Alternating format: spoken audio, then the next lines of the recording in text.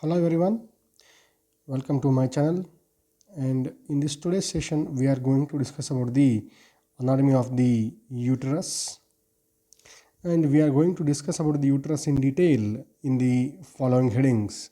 First we will see what is uterus and what is its location, then what are the subdivisions and axis of the uterus, that is the position and shape of the uterus. Then we will see the relations of the different subdivisions of the uterus, then ligaments and supports of the uterus which keep the uterus in some kind of position, preventing it from the prolapse.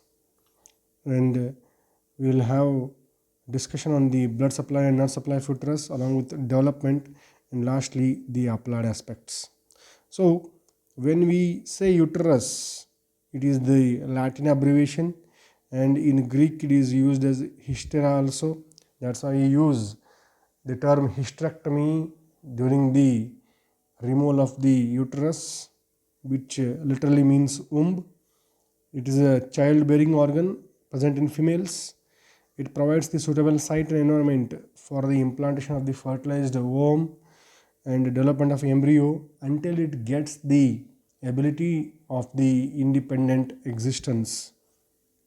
So when you see the uterus, it is present in the pelvis between the bladder, urinary bladder anteriorly, and rectum and anal canal posteriorly. So it is wedged between the bladder and rectum and anal canal. So here you are going to see this is the uterus here, present in some position that we call it as antivert and antiflex position, and then it will continue below with the vagina to the external environment. So this is the sagittal section of the female pelvis. So when you define the uterus structurally, it is a thick-walled hollow muscular organ. It is a thick-walled hollow muscular organ. So it is a thick muscular structure. It is situated in the true pelvis between the urinary bladder and rectum, and it is communicated with the uterine tube on the either side superiorly and inferiorly with the vagina. And when you see here, you can notice the uterus is present in the lesser pelvis here, and it communicates on the either side superiorly with the fallopian tube or uterine tube, and below with the vagina. Coming to the shape and size, it is pear shaped and it is flattened antero-posteriorly, but the posterior surface is somewhat convex. And coming to the measurements, length is around 3 inches, breadth is 2 inches, and thickness is 1 inch. You can remember 3 to 1, and it weighs around 30 to 40 grams in the normal conditions. And you can see here it is wedged between the urinary bladder anteriorly and rectum and anal canal posteriorly, and you can see it has the uterine tube opening on the either side, which covers this female organ here, sex organ, that is ovary. And here you can see this is the isolated specimen of the uterus here.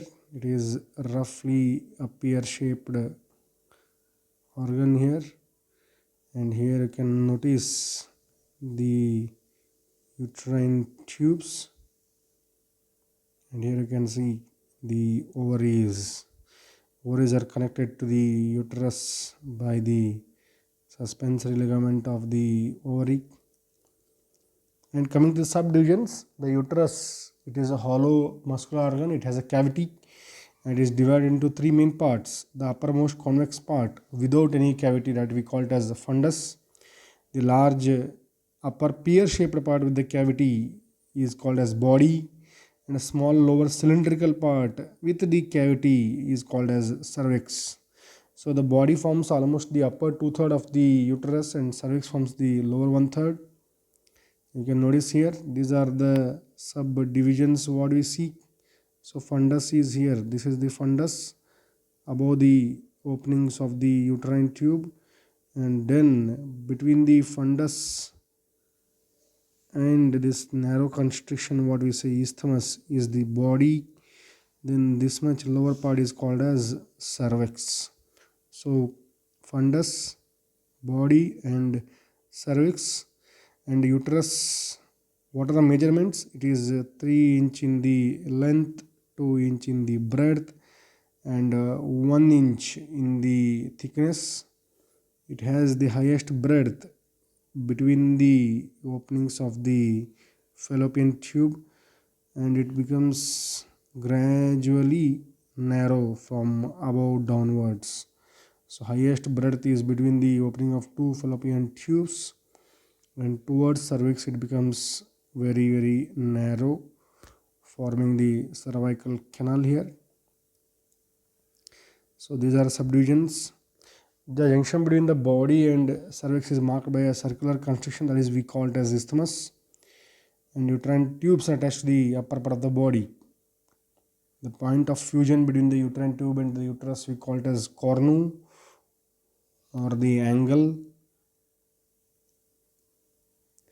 If you see here, when you see the animation, you can see the female pelvis here.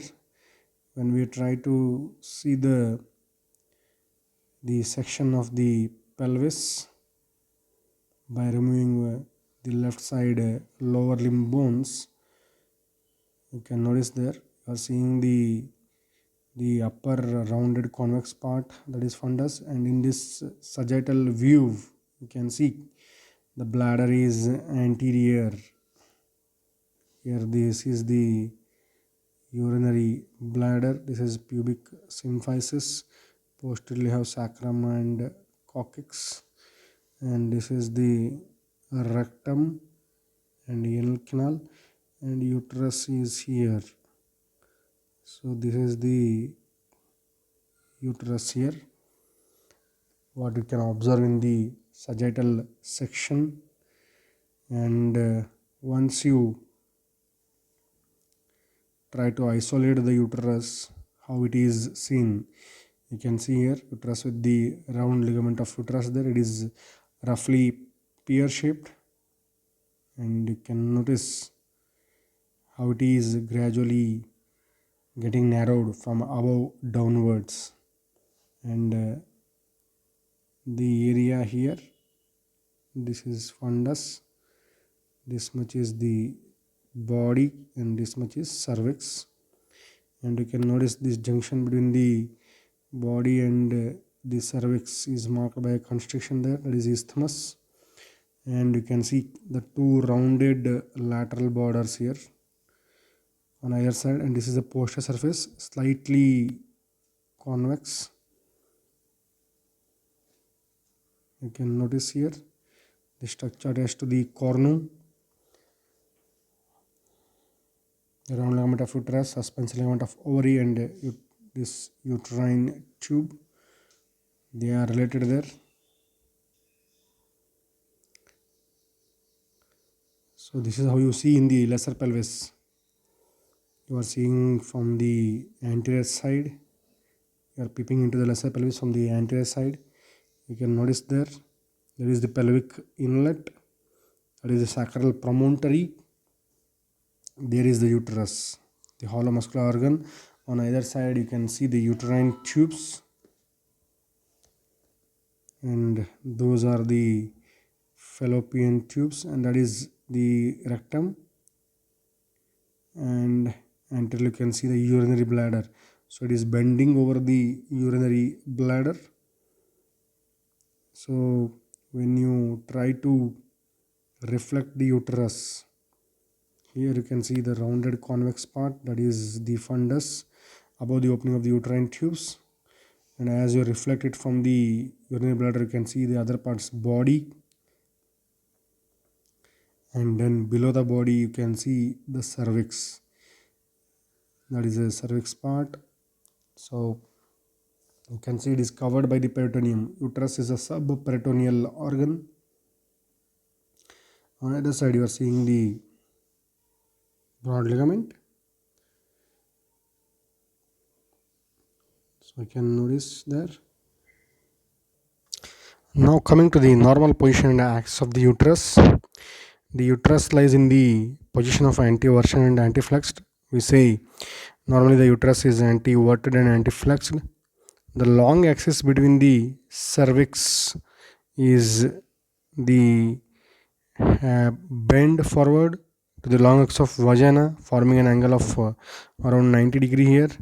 You can see this is the long axis of the cervix, this is the long axis of the vagina, and roughly 90 degree, that we call it as anteversion, because in the anteversion V will come. Remember that V with the vagina. The angle of anteversion is the angle between the long axis of vagina and long axis of cervix, which is above the vagina, and the position or the angulation between the cervix and vagina we call it as anteversion.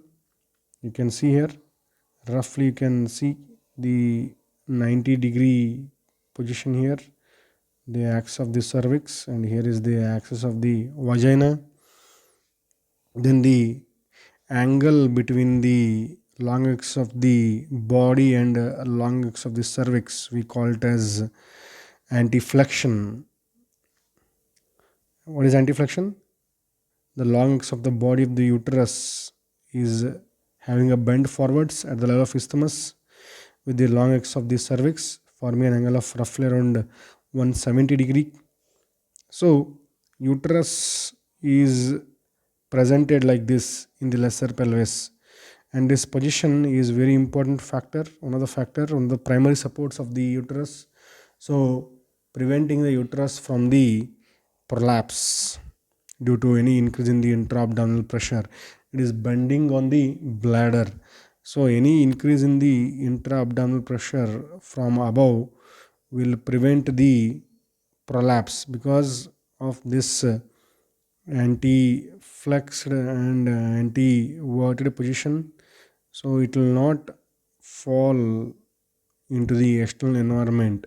But if the uterus is in the retroverted position, if it is like this, so any increase in the intra-abdominal pressure will cause the prolapse or procedentia we say.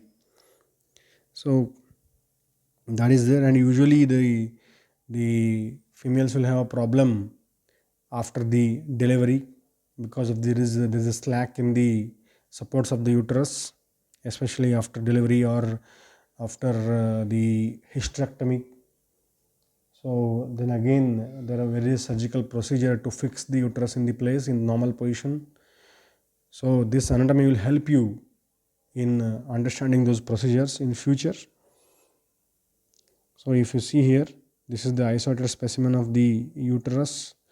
What you are seeing here is the isolated specimen. You can see uterus with the fallopian tube and ovaries there.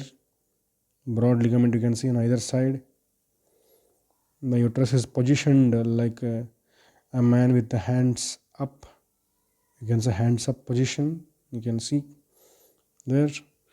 You can see this is the body, fundus and cervix, and here that is the vagina, and you can see that is the pelvic diaphragm supporting the uterus.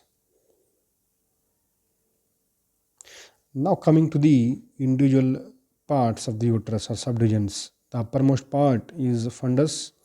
It lies above the imaginary plane, passing through the openings of the uterine tubes. It is convex on all sides and covered by the peritoneum. You can notice here the fundus do not have the cavity. This is the fundus, convex on all sides. Then the body extends from the fundus to the isthmus. It contains the uterine cavity, flattened anteroposteriorly. So it presents an anterior surface and slightly convex posterior surface and right and left borders. You can notice here the fundus is here, and then this much is the body. It has two surfaces, anterior surface and posterior surface, and presents two lateral borders. Coming to surface, anterior surface, it is flat and directed downwards and back forwards. It is covered by the peritoneum up to the isthmus, and then it is reflected over to the superior surface of the urinary bladder, forming the uterovesical pouch. You can notice here, you can see the anterior surface of the, here that is the fundus part, and you can see the body here, anterior surface of the body. It is covered with the peritoneum only till the isthmus, whereas posterior surface is completely covered here till the lower part of the cervix. And you can see here, this anterior surface of the body is covered by the peritoneum, which is reflected over the superior surface of the urinary bladder, and this is called as vesico-uterine pouch.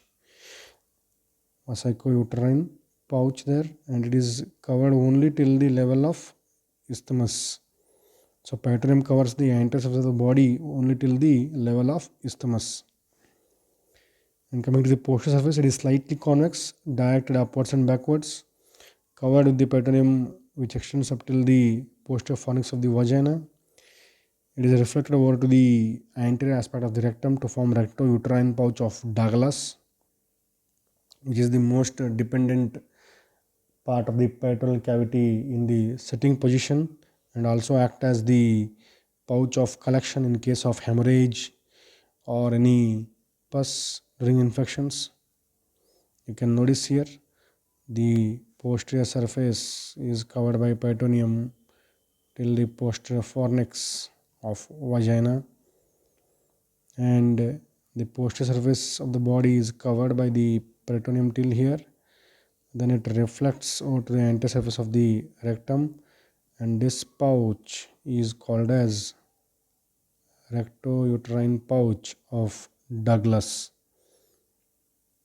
And you can see posterior surface is directed upwards and backwards, whereas the anterior surface is directed downwards and forwards due to the anti-flexion and anti-version. You can see here, this is the uterus is in the anteverted and anti-flexed position. On the other side, you can see broad ligament, because uterus is a subperitoneal organ. The peritoneum curtains over it, and you can see here, when you lift the uterus from the bladder, you can see the pouch there. This is recto-uterine pouch of Douglas. Here you can see the recto-uterine pouch. Here they are called as recto-uterine folds on either side, and the base is formed by recto-vaginal fold. Recto-uterine folds, these are false ligaments what you are seeing here, recto-uterine folds. This is recto-vaginal fold. So recto-vaginal fold is single, forming the floor of the pouch of Douglas, whereas on either side you are seeing the recto-uterine fold which are paired. Here this is the cavity, this is pouch of Douglas, and in front you are seeing the vesico-uterine pouch here. This is vesico-uterine pouch. So these are the two pouches related to the anterior and posterior surface of the body. Coming to the borders, it presents two lateral borders, and they are not exactly the sharp borders, they are rounded and related to uterine artery, and they are non-peritoneal, because on either side of the uterus you will see the attachment of the broad ligament. You can see here the lateral borders, they are non-peritoneal.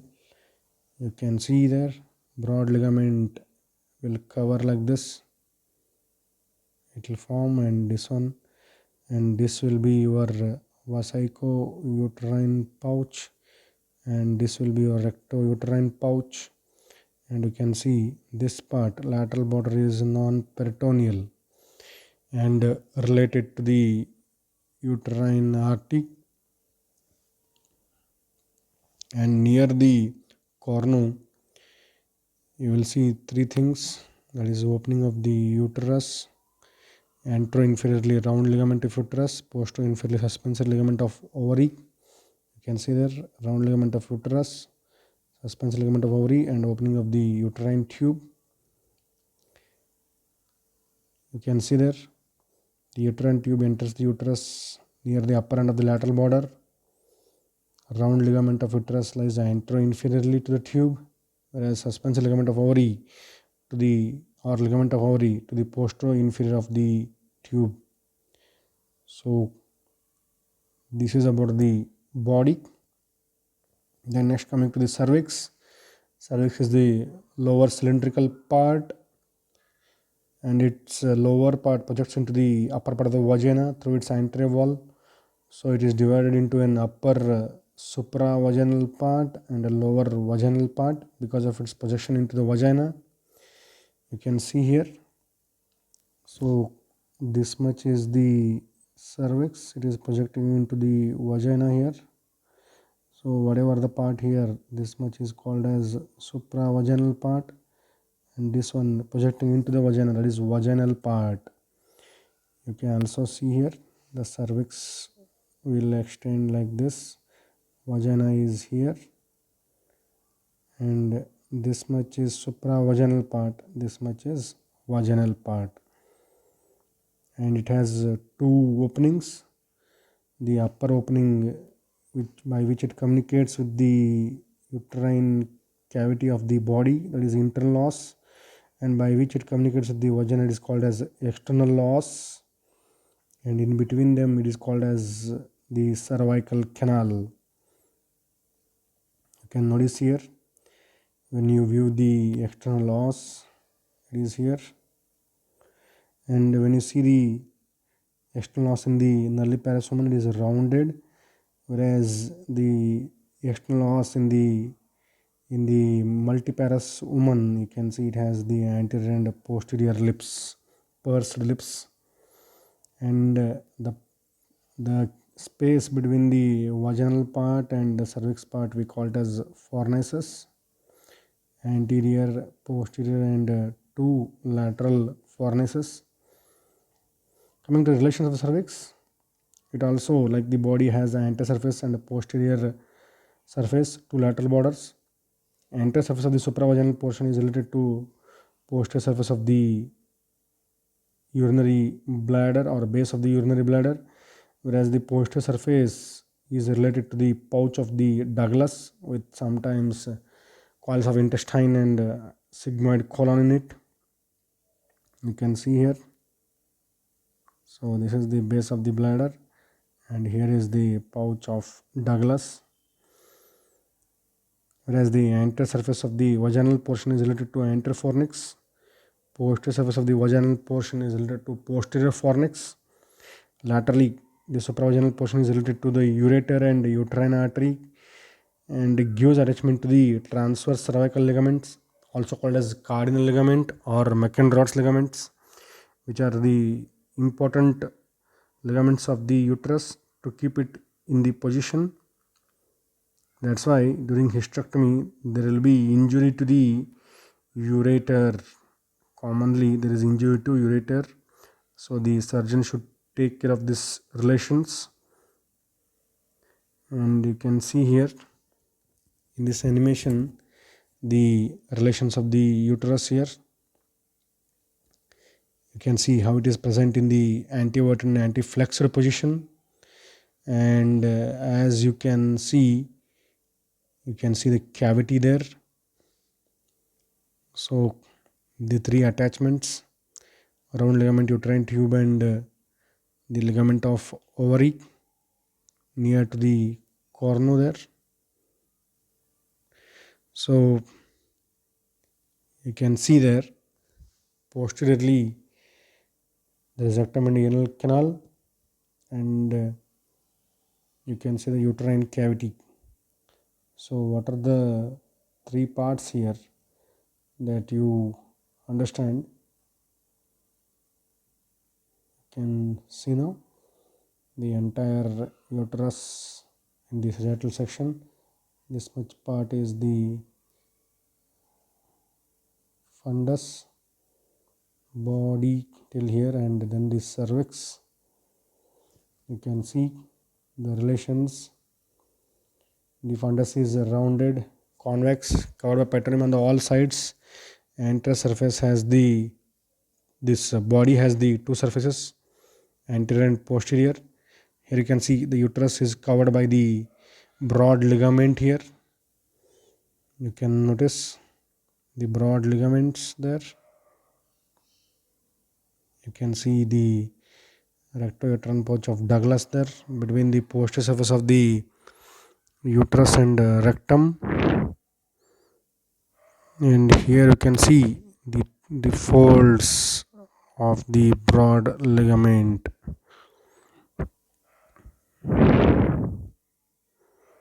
As you go to the lateral view again, you can notice how this broad ligament is covering. The peritoneum is covering only till the isthmus here. Posterior is going there, then it is reflecting. Vesicular pouch, and this is the rectouterine pouch. And laterally, you can see all the pelvic fascia along with the broad ligament. And this is what you see in the isolated specimen. The limit of the peritoneum on the anterior surface of the body till the isthmus, and how this broad ligament is covering the uterus with its appendages. And as you turn there, you can see the broad ligament. There is attachment of the McEnroe's ligament, transverse cervical ligament, and you can see the broad ligament will reflect over the uterus like this, so that lateral border is non-peritoneal. And you can see the portion of the cervix there. This is the cervix, that is the external os, and this is posterior fornix, anterior fornix, and two lateral fornix. You are seeing in the sagittal view. This is the external os. So this is the vaginal portion of the cervix, what you are seeing.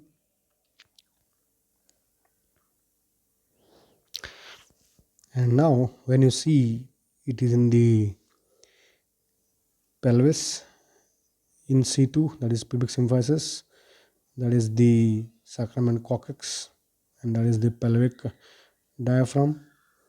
You can notice pubic symphysis, pelvic diaphragm, and coccyx. And that is the vagina, that is uterus, urinary bladder, that is rectum. And you can see the reflection of the peritoneum here, rectouterine pouch, vesicular pouch, and how the anterior surface of the body and cervix are related to the vesicular pouch and base of the bladder respectively, and the posterior surface of the body and cervix are related to rectouterine pouch and posterior fornix respectively there. So this is the position. So you can see the cervix there, and on either side you can see the attachment of the broad ligament, which is going lateral to the lateral pelvic wall. Coming to the cavity of the uterus. Cavity of the uterus is small because it is the thick muscular organ, and the cavity of the body is different from the cavity of the cervix. Cavity of the body is triangular in coronal section. Apex is directed downwards towards the internal os of the cervical canal, and implantation commonly happens in the posterior wall of the body near the fundus. And cavity of cervix, it is called a cervical canal. It is a spindle shaped canal, being broader in the middle and narrow at the ends. It communicates above with the cavity of the uterus by internal os, below with the cavity of the vagina via external os, and The cervical canal, you can see it is spindle shaped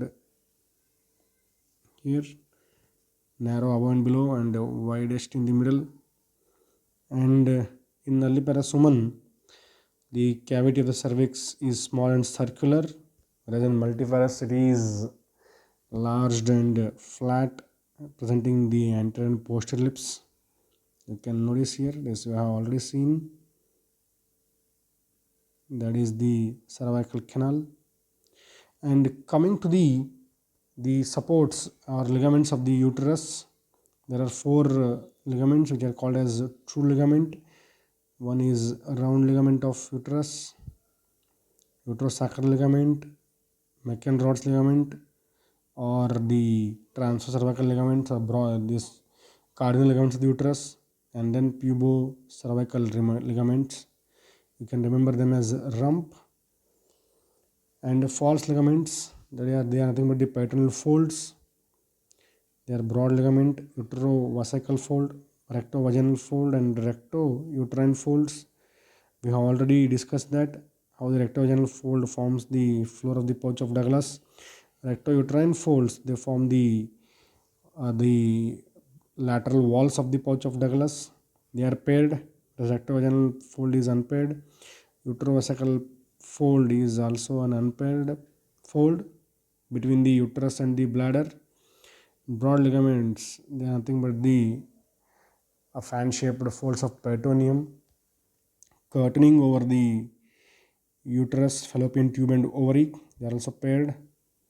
So this is about the ligaments. Let us see them. So when you see the transverse section of the pelvis from above, you can see the uterus is lying here between the bladder and the rectum, and the round ligament of uterus extends from the corner of the uterus like this.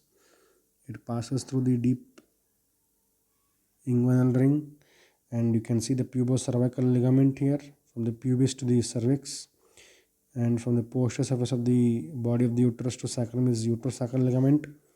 And on either side of the cervix, you can see the McEnroe's ligaments. They are the ligaments which anchor the uterus to the lateral wall. So these are the four ligaments, or also called as the true ligaments of the uterus. You can see here in this sagittal section, you can see the parts of round ligament of uterus, and you can also see the false ligament here, uterovesical fold, and you will see the rectovaginal fold and rectouterine fold here. So on either side you will see the broad ligament. You can see the broad ligament is here, which is in the yellow color, and here you can notice again the extent of the broad ligament. It is here. So you can see how these ligaments keep the uterus in the position. Again, one more picture depicting here. You can see this is the pubocervical ligament, uterosacral ligament, and these are transversocervical ligaments or McEnroe's ligament, uterosacral, pubocervical ligament, and here the round ligament of uterus. You can see the disposition of the fascia around the uterus and the organs in front and behind it. So broad ligament, it is the broad fan-shaped fold. It has the two parts, mesosalpinx and mesometrium, anterior surface and posterior surface, two lateral borders. Because the broad ligaments curtains over the uterine tube, the ovary, and the uterus. The anterior surface is directed downwards and backwards. Posterior surface is directed slightly upwards and backwards. You can see the four borders there, upper, lower, and medial and lateral. Upper border is related to uterine tubes, lower border to the pelvic diaphragm, medial border to the uterus, lateral to the lateral pelvic wall. You can see here, and it contains all these structures there. You can see uterine artery, you can see duct of epiphron and paraophron, and myometrial pad of fat, the lymph nodes, the blood vessels and nerves. Being the fold of peritoneum, it acts as a channel of travel for all these neurovascular bundles. And you can notice there it contains the ligament of ovary and round ligament of uterus in it. There are also contents of the broad ligament. You can see there the two pouches, and when you see in the laparoscopic view, the rectouterine pouch of Douglas is here, and here you will see rectovaginal fold. On either side you are seeing rectouterine fold. The uterus is here, the rectum is here, and this is rectouterine pouch of Douglas. Coming to the supports of the uterus, what are the supports? There are some primary supports and secondary supports. Primary supports are the uterine position, you can say pelvic diaphragm, perineal body, and urogenital diaphragm. And other supports are true ligaments, you can say uterosacral, pubocervical, and Meckel rods and round ligament of uterus. And the position of the uterus with the bladder and rectum, they form the primary supports. Secondary support is by the peritoneal folds, broad ligament, the uterovesical fold, rectovaginal fold, and also the rectouterine folds. So these all maintain the uterus in anti-verted and anti-flexed position and prevent it from the prolapse. Remember, Meckel rods ligaments are very important ligaments and true support of uterus, along with the perineal body position and pelvic diaphragm. You can see here the disposition of the fascia and ligaments around the different urogenital organs here. Coming to the blood supply, the uterus is supplied by the uterine artery, branch of the internal iliac artery, and also the ovarian artery, which come from the abdominal aorta. You can notice there the uterine artery and ovarian artery, they form the blood supply of the uterus, and the uterine artery lies in the broad ligament near the lateral border. It gives coronary branches which surround the uterus like a crown, which give these radial branches. They form this stratum vasculaire, and they are present in the muscle of the uterus, in the myometrium. That's why during the labor, when the myometrium contracts, the blood vessel will be occluded.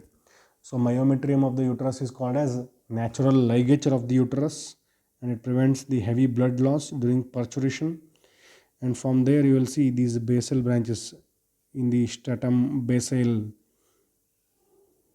So again they are coiled and straight parts.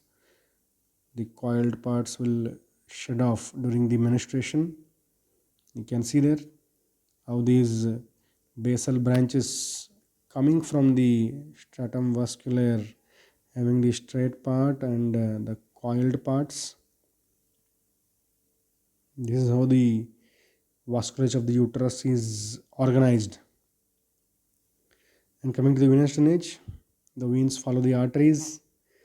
Nerve supply, uterus is predominantly an organ under hormonal control, but still it is supplied by the sympathetic and parasympathetic nerves.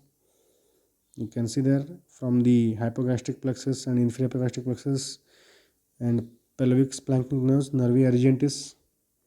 Lymphatic drainage from the body or the upper part of the fundus, they drain into para-aortic lymph nodes, and lower part of the body into the internal iliac group, cervix into external iliac group of lymph nodes, and the lower part of vagina into superficial inguinal lymph nodes.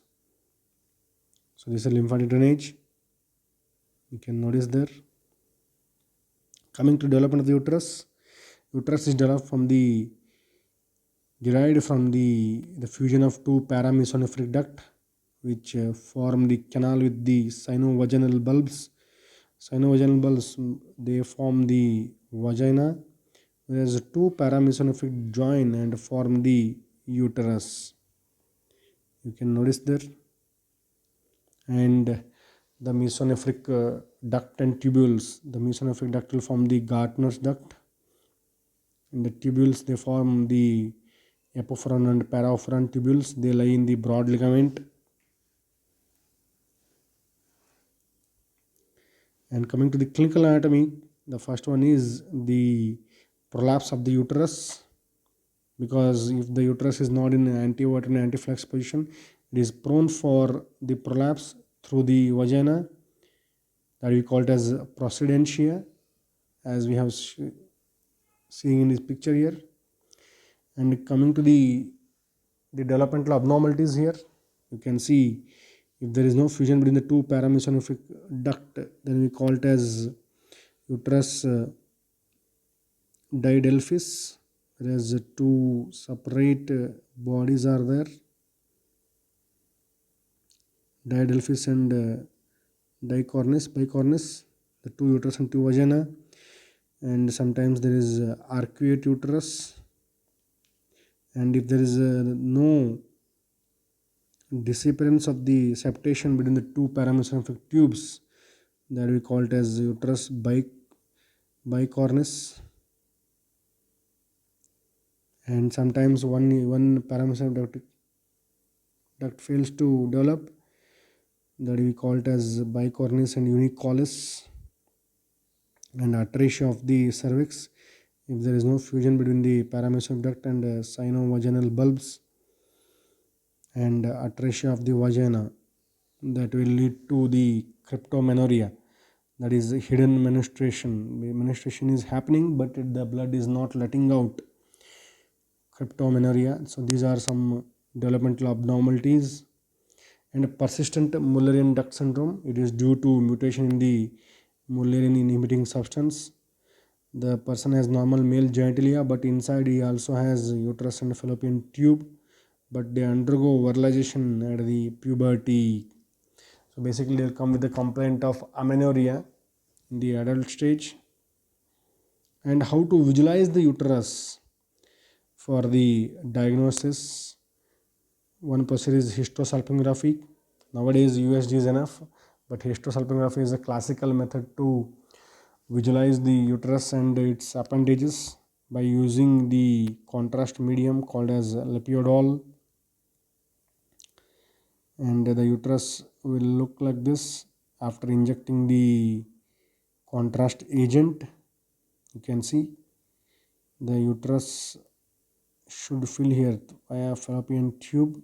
If there is no filling in the peritoneum cavity, it indicates in the blockage of the tubes, or blockage of the tubes due to fibrosis or tuberculosis, which is very common in India. So these are some complications of the hysterosalpingography. And pap smear, it is also one of the diagnostic methods to detect the cervical cancer in the early stage, because cervical cancer is one of the leading cancer in the deaths of the females in India. You can see that this is the coldocentesis, where the anatomical structural arrangement is utilized, and the blood is drawn from the rectouterine pouch of Douglas in case of ruptured ectopic pregnancy or hemoperitoneum, because rectouterine pouch of Douglas is the most dependent part. So that is about the anatomy of the uterus. If you have any suggestions to improve further or any comments, please post, subscribe and forward and press the bell icon for regular updates. Thank you very much.